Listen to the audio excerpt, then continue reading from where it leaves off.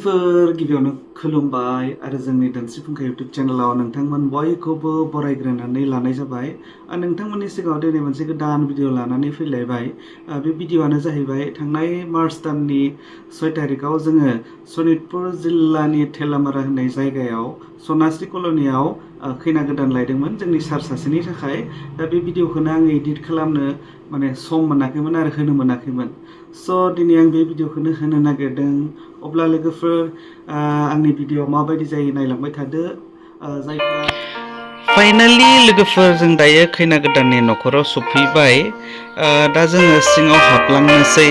सिङाव मा जादों मा जायाखै नोंथांमोननो देखायनो नाजानोसै। थौदो अब्लालाय सिङाव।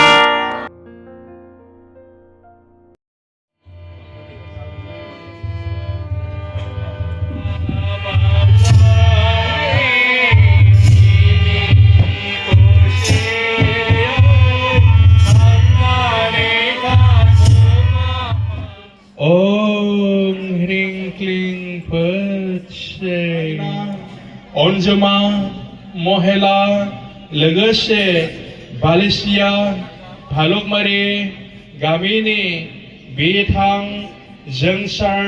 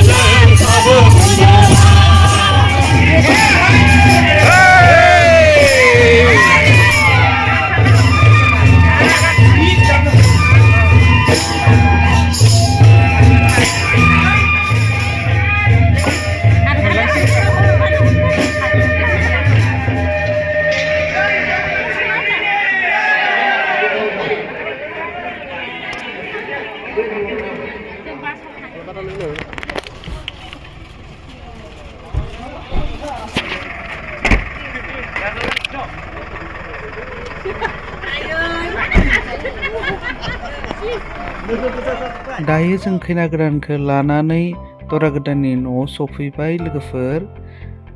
दसेनि उनावनो खैना बरायनायखौबो नुनो मोनसिगोन। नायलांबाय थादो अब्लालाय लोगोफोर न'।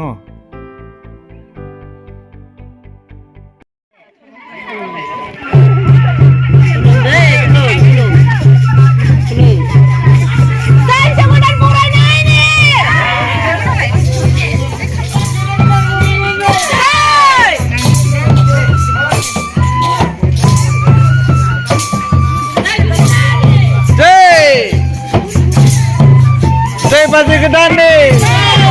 Saya pasti gedan nih. Saya geser.